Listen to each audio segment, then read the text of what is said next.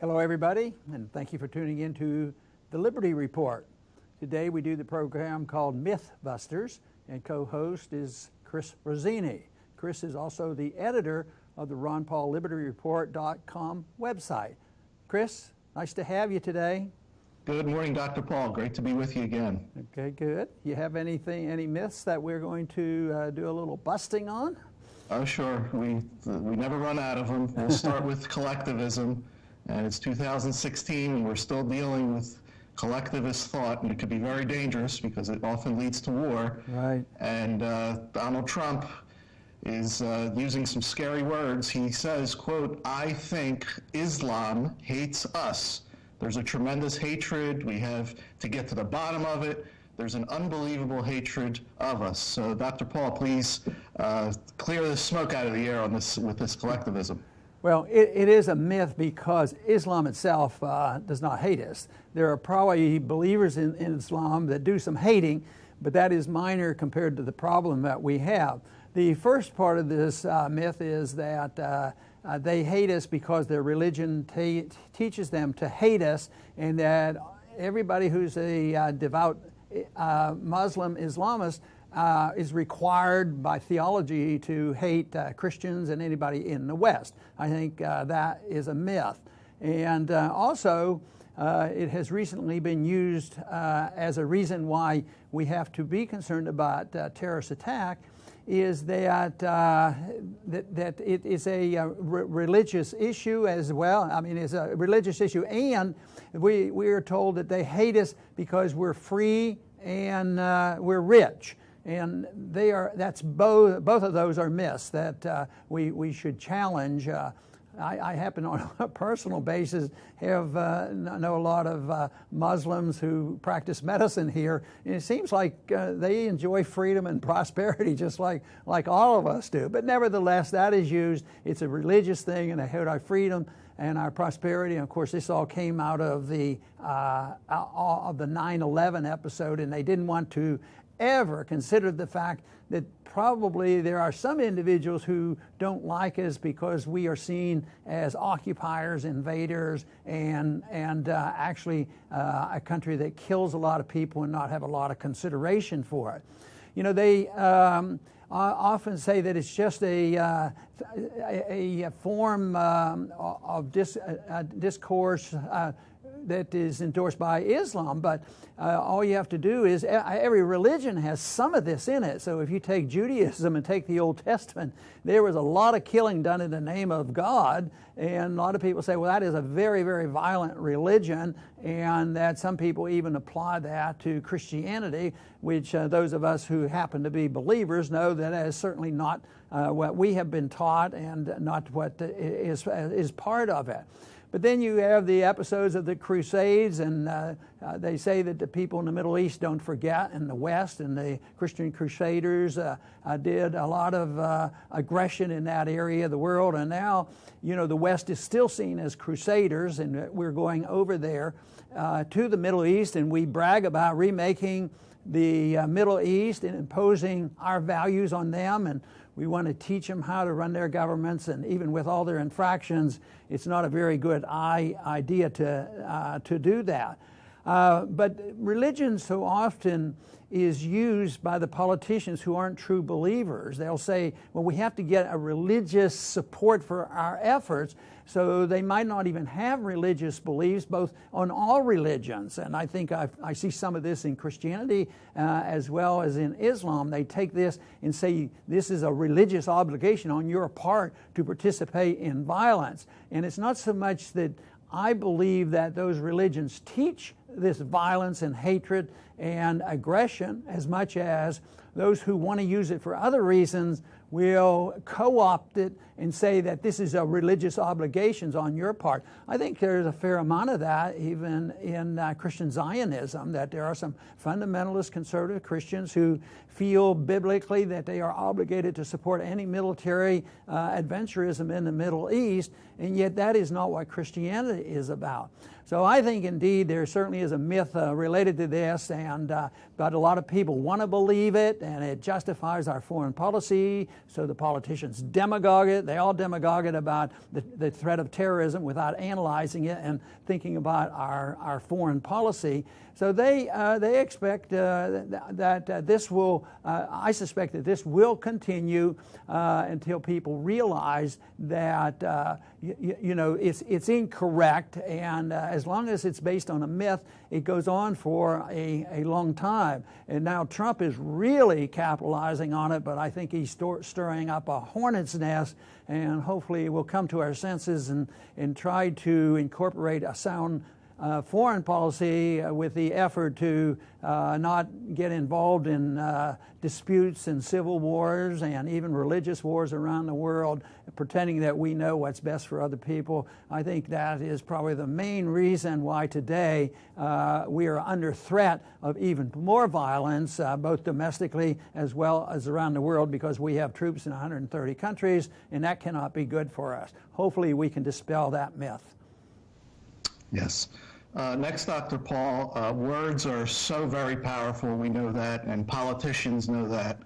And before they get to implementing their evil deeds, they like to put a wrapper on what they're about to do, and the wrapper is always noble, it always sounds good, because in general people are good, so they have to appeal to that in order to do what they want to do. So they use euphemisms, and one that was recently used was the invasion of Libya was supposedly a humanitarian intervention. Now, anybody who looks at Libya knows that there's nothing humanitarian even to this day. So Dr. Paul, please discuss this topic, please.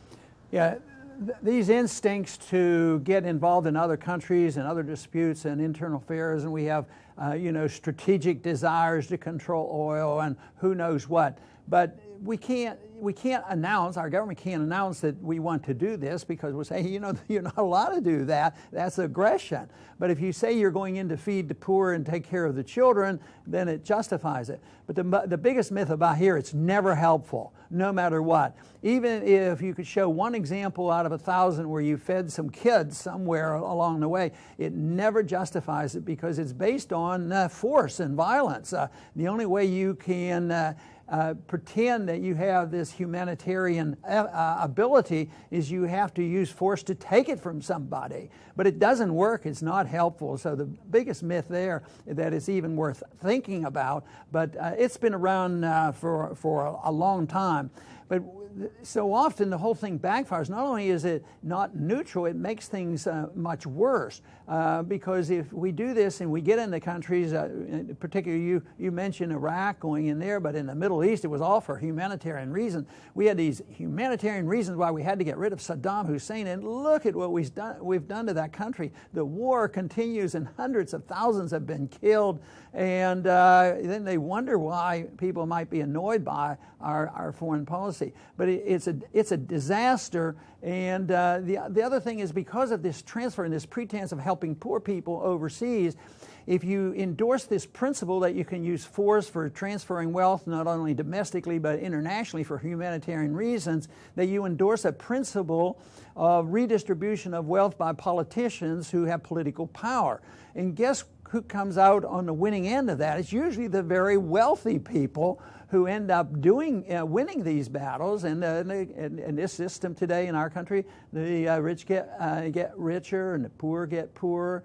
And it also, if you have a humanitarian instinct, either for domestic benefits or international benefits, guess what you have to endorse? You have to endorse heavy taxation, heavy borrowing, and also the Federal Reserve to print the money, because they never have enough money to do these humanitarian things. And who benefits there? The bankers and the military-industrial complex. So it's this principle that humanitarianism, as long as it's announced by the politicians, you have to endorse it.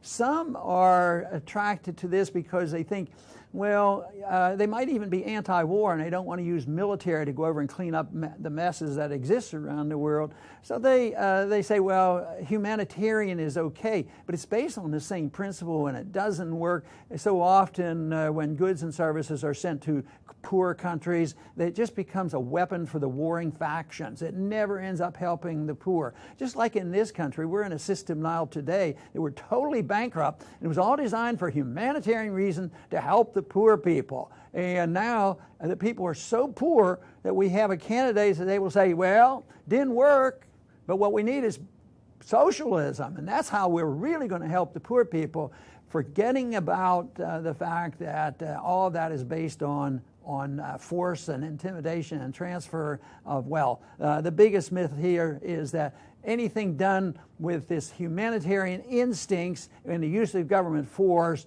is always ends in a failure, and that's why we're in such a mess here today, domestically as well as internationally. Next, Dr. Paul will stay with the power of words, and here's another trick that politicians pull.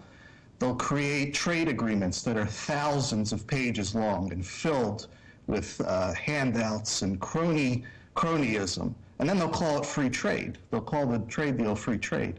For example, NAFTA and TPP, and they're presented as free trade, and then when everything falls apart, people point at free trade agreements. Now, Dr. Paul, please dispel this myth that these thousands of pages long regulations and trade agreements have nothing to do with free trade. Well, this idea that you can expand government and expand controls and expand the benefits to the special interest group under the name of free trade agreements. These free trade agreements aren't moving toward any freedom, and it distorts trade. And it usually ends up in protectionism. So we've had free trade agreements going on for a long time, and right now world trade is collapsing. Take the incorporation of the European Union. That was an agreement, a free trade agreement, let the people go and come. And it sounded good. If it had been voluntary, that would be fine, but it isn't. It's compelling. So here we have a situation where under this agreement that migrants can come and go, and there's no no sense of nationalism at all, that people just come in, and this is the mess. That's a consequence of a so-called free trade agreement. But I remember very clearly when the WTO, which is a major free trade agreement, but it just gives power to the politicians and another level of government to serve the interests of the very wealthy. But I think it was under Bush that this happened, and he said, well, this is great. And it was the first time I heard in public the word used, it solidified the New World Order. Everybody had heard about this, but you didn't say it, in the public. But he said, this is the third leg of the New World Order, and this is just fantastic. So if you didn't believe in national sovereignty, this was their example of world government. First they had the World Bank and the IMF, and now then the trade agreement, the WTO. And right now, we're in a serious mess. It's not working, and then we have these candidates going up. Well, it isn't work because we need to be tougher bargainers on this, and what we need to do is if they don't do it our way, we're going to put high tariffs on them. But another thing that is a myth, but it's much harder to explain and much more difficult for the manipulators and the trade managers to understand, is that let's say there's a country that gives their automobiles, benefits, and their cars are discounted, so they make their cars cheaper than our own car companies could. So the idea is, well, you can't do that. We have to even up. We have to have a level playing field. So we are obligated to give the same benefits to our car companies as the other ones do. But in reality, you don't have to worry about that. If another country is giving tremendous benefits to any product and they get subsidized and they come in here below market, they're providing a great service. But what if everybody in this country saved $10,000 on their automobiles they bought? Well, if it's a good automobile and they buy it, they have their automobile, but everybody has $10,000 more to spend on something else. But on the short run, it's disruptive, and that's what the people see. But if another country, even by providing good products, even without subsidies, it's a tremendous incentive for our companies to improve. And that certainly has happened with quite a few products in this country. You have to have the incentives to compete. But this whole idea that free trade agreements is nothing more than an entangling alliance that serves the interests of the very powerful. It serves the banking interest, and this has made things much worse. But it's all motivated and moved by worldwide banking. And although we're at the head of that because we have the reserve currency of the world, all the central banks participate, and they think they can always plan this out and make it work out. But it doesn't. Economic planning has failed. And we have economic planning worldwide because it's based on the dollar, and that becomes 100% or 50% of every transaction because everything is measured in dollars, practically speaking. And as long as that happens, you're going to see disruption. You're going to see more clamor for tariffs. You're going to see more clamors for a trade war. And unfortunately, it's going to lead to a lot more hostility and hatred. And you can just listen to the rhetoric. It's never a shortcoming on our banking system, the spending and entitlements and the regulation and taxation. It's always those foreigners that are causing the trouble, whether it's foreign policy or whatever. We fail to look to ourselves as a country. Individuals, decent individuals usually recognize that if they have a fault and they're not doing their job right, they have to look to themselves to improve what they're doing, and things get better. And the country has to do that too. That doesn't mean that you have to tolerate anything, but you can compete. But this idea that if you just have another trade agreement, everything is going to be fair. We have to have a fair playing field. But it turns out all these agreements will serve the benefit of the very wealthy and the well-connected. Yes, and finally, Dr. Paul, let's cover some divide and conquer, which is probably a concept that goes back to the first bully that declared himself a ruler. And government still does this today. They divide people into groups, races, sexes, male versus woman. And we've become so accustomed to it, especially in America today, that politicians, they sound very foolish. For example, Bernie Sanders recently said, quote, "When you are white, you don't know what it's like to be living in the ghetto. You don't know what it's like to be poor." So Dr. Paul, please cover divide and conquer and how government uses it to rule over us. Yes, and the myth is that the largest group of people in this country are Caucasian, and unfortunately, they are the largest recipients of the welfare system. So there's a lot more white people who take food stamps than black people. So yeah, that is a fallacy. It's designed to pit one group against another because everybody's looking for special benefits. We live in an age of entitlements, and entitlements mean rights, and anybody who needs something or wants something are entitled to it, so they have to play on this. And if you get a group to band together and cooperate, you can coerce and design the system to get more largesse from the people who are still producing. But the reason why it's such a mess today is there's not much production, less production. Our country is getting smaller, debt is exploding, and there's no way that the unfunded liabilities can be handled. So this doesn't wake people up and say, hey, you know, we can't afford this any longer. We have to do something about it. What they say is we have to become more aggressive. And that's why the politicians stir the pot and say that, you know, it's always a racial issue. I've always been annoyed that everybody reports. I guess they can't resist the temptation. How did the blacks vote? Well, depends on what they believe in. Oh yeah, but they're a block. They always vote. How did the Asians vote? How did the Caucasians vote? What did the conservatives do? But you know, the group that is most discriminated in this country, I think, are the people who believe in liberty. Because if you're a purist and you really believe in liberty, just think of what happens to an individual like that, because they're the victims of the taxing system, the regulatory system, and you never have a hearing. So that is what I think is the true minority that is mishandled. But that doesn't mean that it justifies as a collective group, but it means to us who believe in it that we have an educational job to do to show that liberty is a much better way to go rather than saying a collective group of people vying to get more of the benefits and get them redistributed and control of government. But this is mainly this whole idea is mainly motivated by those individuals who are frightened right now and they don't understand it, but they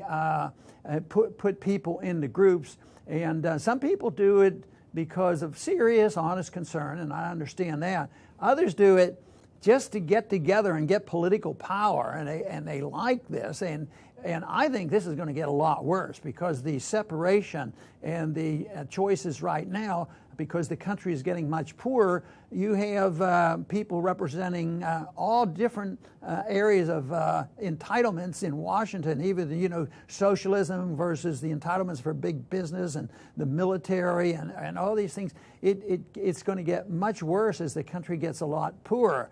So this whole idea that separating people and accusing certain groups and accusing groups of doing things wrong and trying to get them together is wrong. I think we should think of people as individuals who deserve their natural right to their life and liberty. They have the right to spend their money as they see fit, and you don't have to kowtow to a certain group. And that was always a negative for me politically, because people want to say, well, what are you going to do for this community? What are you going to do for that community? Well, the same thing that I do for everybody. They used to say to me, well, now you have a farming district, and it's going to become a more industrial district because it's been redistricted.